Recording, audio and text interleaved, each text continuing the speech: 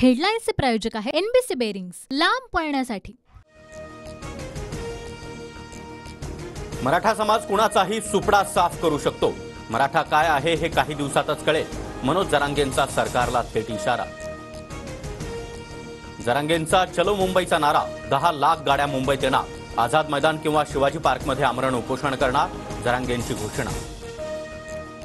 3 कोटीपेक्षा जास्त मराठी मुंबईत येणार। व्यवस्था करा, आता आम्ही घरात बसणार नाही, जरांगेंचा बीडच्या सभेतून एल्गार।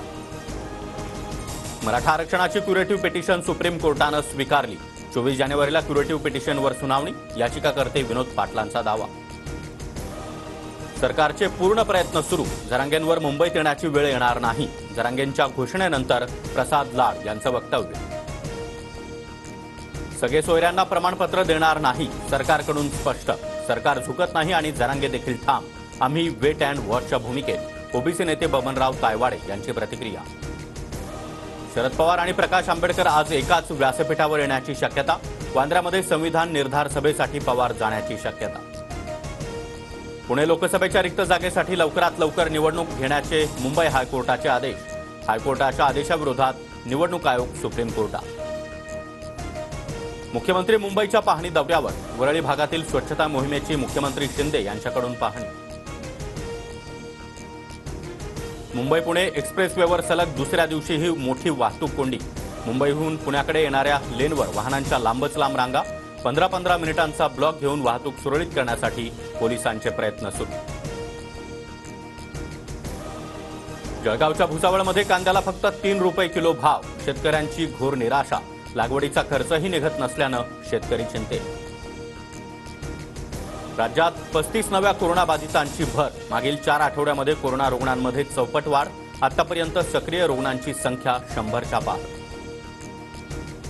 मुंबईतील 3ही रेल्वे मार्गांवर आज mega block. Matunga Mulund Panvel Vashi Borivali Bhayandar up आणि डाऊन मार्गावर दुरुस्तीच्या कामासाठी ब्लॉक। महाराष्ट्राचे कुलस्वामिनी आई तुळजाभवानीचं मंदिर 22 तास दर्शनासाठी खुलं राहणार। नाताळ आणि नववर्षाच्या सुट्टीनिमित्त निर्णय।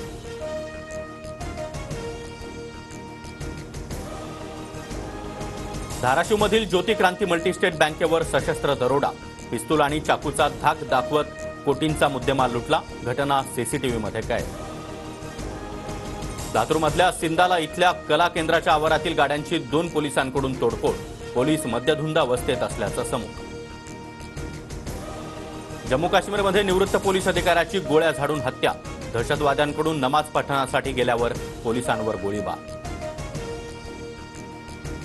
विओ कंपनीच्या 3घांना ईडीकडून अटक। कंपनीच्या 3घांना मनी लॉन्ड्रिंगच्या गुन्ह्यामध्ये ईडीकडून अटक। कंपनीचे सीईओ, सीएफओ आणि सल्लागार देखील ईडीच्या अटकेत। हेडलाईन्सचे प्रायोजक आहे एनबीसी बेरिंग्स, लांब पळण्यासाठी।